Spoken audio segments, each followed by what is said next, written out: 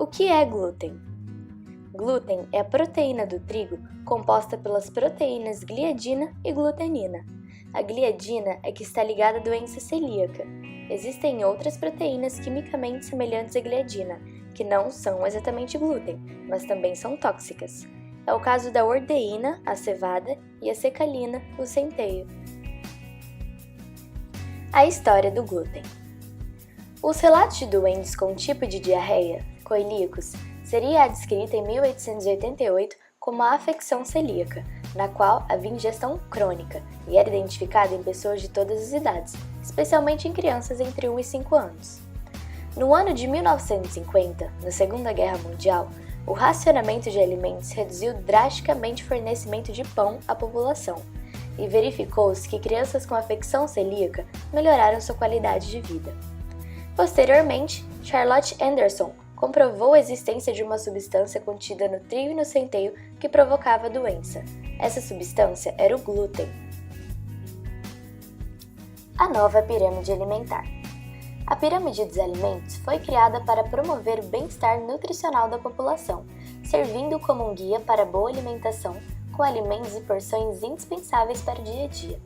Em 2013, a pirâmide foi adaptada.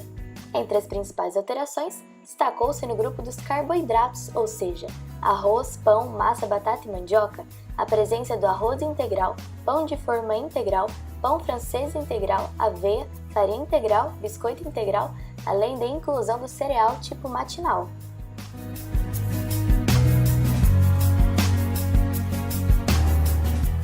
Pra gente agora é a nutricionista Karen Honorato. Bom dia, Karen, seja muito bem-vinda. Obrigada. Trata-se de uma proteína, então, né, o glúten. Como é que é essa substância?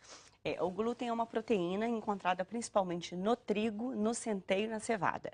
E às vezes por contaminação na aveia. Então, o que é a polêmica do glúten, né, para as dietas? Primeiro é bom entender que esse glúten, ele tem uma substância que chama gliadina, principalmente no trigo, que é o que as pessoas mais consomem.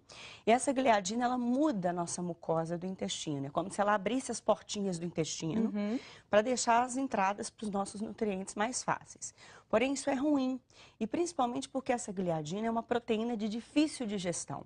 Então, ela passa pelo intestino mal digerida, entra no nosso sangue, e aí, dependendo da predisposição genética da pessoa, ela pode ter outras complicações na saúde. Pode ter problema endócrino, psicológico ou até mesmo dermatológico e outros. Essas são as pessoas que não podem, né, usar o glúten, é isso? Não podem comer. A gente diz o seguinte, na verdade, atualmente as pessoas estão consumindo muito trigo.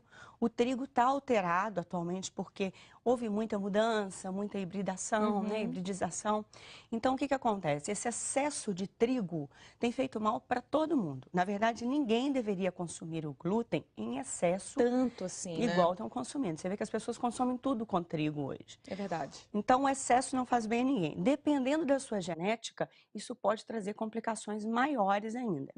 Por exemplo? Por exemplo, problema de pele. Ela é uma proteína de reserva, então ela pode reservar nas articulações e dar problema articular, pode trazer dermatite, pode trazer hiperatividade, fadiga, problemas endócrinos. Imunidade também, Karen? Imunidade altera e principalmente a flora intestinal, que é dali que sai toda a nossa imunidade.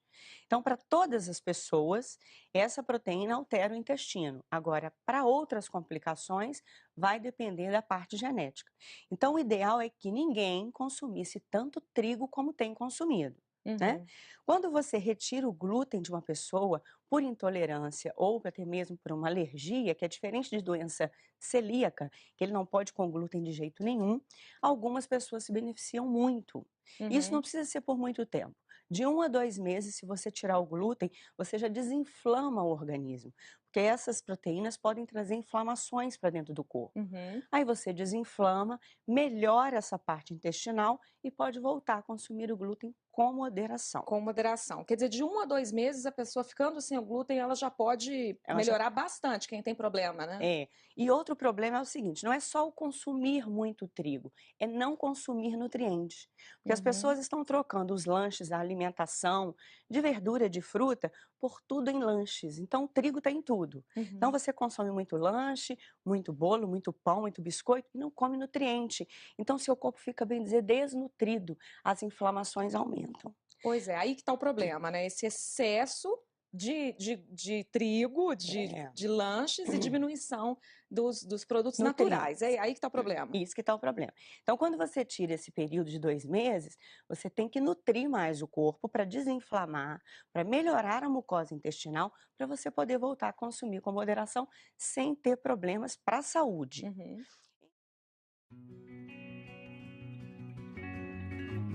Os alimentos que contêm glúten são derivados de trigo, aveia, centeio e cevada. Entre os principais, nós temos os pães, massas, maionese, cerveja, achocolatados e bolachas. O que o glúten causa nos intolerantes? As paredes do intestino delgado possuem vilosidades responsáveis por aumentar a superfície de absorção de nutrientes.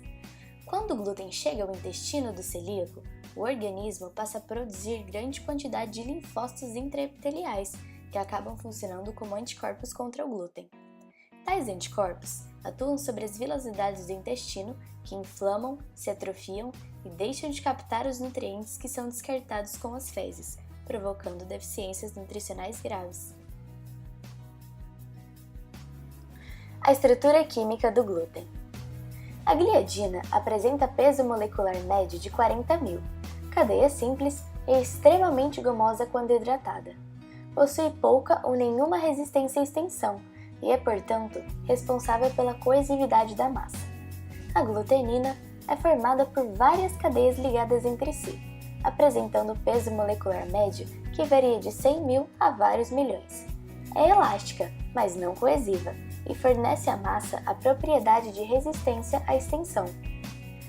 A gliadina e a glutenina combinadas possuem a propriedade de formar com água e energia mecânica uma rede tridimensional viscoelástica, insolúvel em água, o glúten.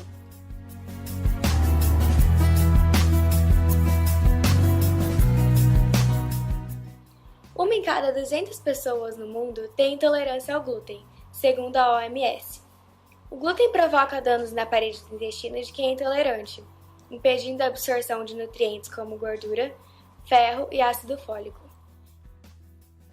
Assim, as consequências da ingestão do glúten por um paciente celíaco podem ser perda de peso, anemia, osteoporose, diarreias constantes, aumento do apetite com picos exagerados de açúcar no sangue, glicação, processo que está por trás de algumas doenças de envelhecimento, distúrbios nas respostas imunológicas, transtornos neurológicos, doenças cardíacas, artrite e delírios incapacitantes da esquizofrenia. A dose diária do glúten, segundo a OMS. Para pacientes celíacos, ou seja, intolerantes ao glúten, a ingestão diária da proteína não deve ser superior a 10 mg de glúten a cada 100 gramas de alimento. Caso contrário, a maior ingestão dessa proteína pode vir a causar danos à mucosa intestinal desses pacientes, além de outras consequências. Em pacientes não celíacos, a ingestão do glúten não tem consequências tão ruins quanto os indivíduos com a doença, mas mesmo assim devem tentar evitar uma grande ingestão da proteína, já que é dispensável na dieta diária de todas as pessoas, ajudando assim em um melhor funcionamento do organismo.